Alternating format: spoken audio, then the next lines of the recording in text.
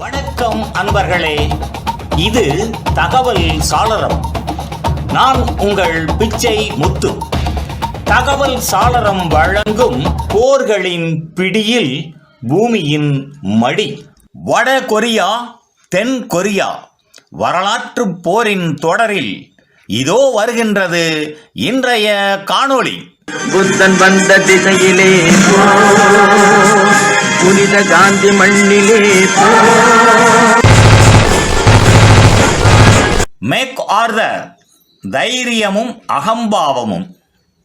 போர் ஒரு தளபதியின் கைகளில் வந்தால் அது வெற்றியாகவும் விபத்தாகவும் மாறலாம். 1950 கொரிய போரின் விதி ஒரு மனிதனின் அதீத தைரியத்திலும் அகம்பாவத்திலும் தொங்கிக் கொண்டிருந்தது.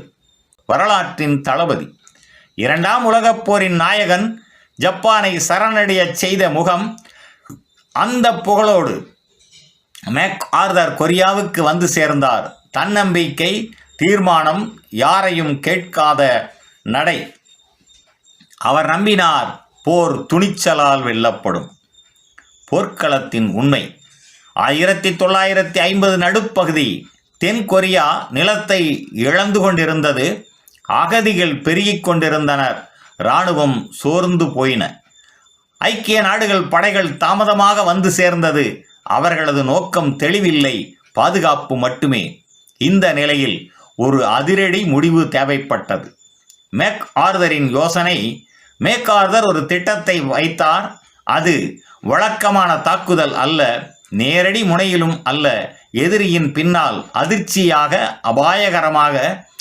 அந்த இடம் இன்சான். எல்லோரும் சொன்னார்கள், இது பைத்தியக்காரத்தனம். இன்சான் ஒரு குறுகிய துறைமுகம், கடும் அலைகள், குறைந்த நேர இடைவெளி, நகரத்திற்கு அருகில். பல தளபதிகள் சொன்னார்கள், இங்கே அபாயம் அதிகம், தோல்வி உறுதி, படைகள் சிக்கிக்கொள்ளும். ஆனால் மேக் ஆர்தர் கேட்கவில்லை. அவரின் நம்பிக்கை. மேக் ஆர்தர் சொன்னார், போர் எதிர்பார்க்காத இடத்தில் வெல்லப்படும். அவரின் கணக்கில் வடகொரியா கவனம் முன்னோக்கிய முனையில் இருக்கின்றது. பின்னணி பாதுகாப்பு பலவீனமாக இருக்கின்றது. பின்பக்க அதிர்ச்சி தாக்குதல் நமக்கு வெற்றியை கொடுக்கும்.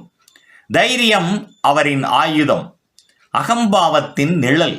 ஆனால் இந்த தைரியத்தோடு ஒரு நிழலும் இருந்தது. அதுதான் அகம்பாவம். அரசியல் ஆலோசனைகள் புறக்கணிக்கப்பட்டன, எச்சரிக்கைகள் நிராகரிக்கப்பட்டன. நான் தெரிந்தவன் என்ற நம்பிக்கை மேலோங்கியது. இந்த நிழல் பின்னர் பெரும் விலையை கொடுக்கப் போகின்றது. படை தயாராகின்றது. இன்சான் திட்டம் இரகசியமாக, வேகமாக, கடுமையான பயிற்சியுடன். வீரர்கள் கடலில் தரை இறக்கம், நகரப்போர், உடனடி முன்னேற்றம். எல்லாம் ஒரே நாளில் மாறப்போகின்றது.